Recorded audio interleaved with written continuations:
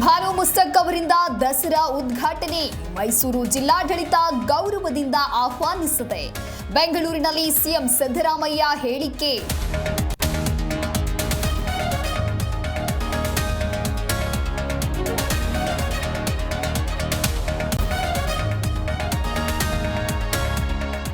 ತಿಮರೋಡಿ ಬಂಧನದ ವೇಳೆ ಪೊಲೀಸರ ಕರ್ತವ್ಯಕ್ಕೆ ಅಡ್ಡಿ.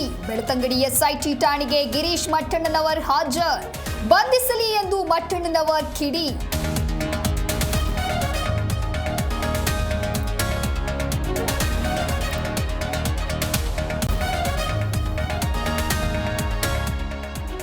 ಧರ್ಮಸ್ಥಳ ಕ್ಷೇತ್ರದ ವಿರುದ್ಧ ಅಪಪ್ರಚಾರ.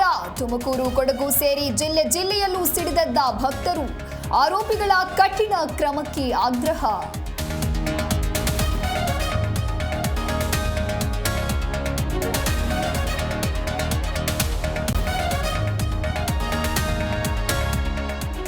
ಲೋಕಸಭೆ ವೇಳೆ ಆಸ್ತಿ ವಿವರ ಮುಚ್ಚಿಟ್ಟ ಕೇಸ್. ಹಾಸನ ಸಂಸದ ಶ್ರೇಯಸ್ ಪಟೇಲ್ಗೆ ಸುಪ್ರೀಂ ನೋಟಿಸ್. ಅಕ್ಟೋಬರ್ 6ರಂದು ವಿಚಾರಣೆಗೆ ಹಾಜರಾಗಲು ಸೂಚನೆ.